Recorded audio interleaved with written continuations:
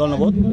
আজ উপস্থিত যত সব আমার এটি মিডিয়া আছেন, এই মিডিয়ার মাধ্যমে আমার ভারত সরকার এটি জানান দিবার চাই যে আজিকার এই জনসভার মধ্য দিয়ে আমার জানিয়ে দিবার চাই এটাকার মানুষের দীর্ঘদিনিয়া দাবি।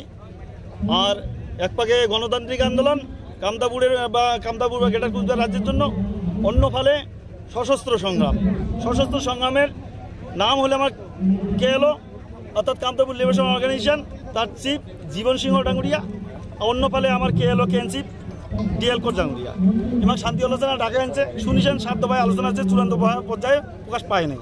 এটা অতি সত্ত্বর আমার ঘোষণা করা হবে, কারণ এটাকার মানুষের স্বাধীনতা, এটাকার মানুষের ভাষা সংস্কৃতি ইতিহাস ভূখণ্ডের স্বাধীনতা সাংবিধানিক ভারতবর্ষের সাংবিধানিক অনুযায়ী ফিরে পাওয়া চায়, যেটা ছিল মানে 1949 সালের 28শে আগস্টে একটা মাঝারি কুচবিহার রাজ্য হিসাবে ছিল, যেটাকে আমার গ্রেটার কুচবিহার, বৃহত্তর কুচবিহার সি ক্যাটাগরি স্টেট, সেটা ফিরিয়ে দেখ।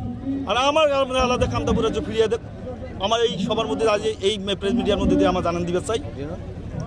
আর আগামী একটা কোয়া হয়েছে আমার 3 মাসের মধ্যে যদি না হয়, এটাকার মানুষের দাবি যদি পূরণ না হয়, আমার এটাকার মানুষের দিয়ে এই 3 মাসের পরে যে আমার স্টেপ হবে এই শান্তি চুক্তির বাদে, সেটা একটা বৃহত্তর গণসমাবেশের আমার চিন্তাভাবনা আছে আমার।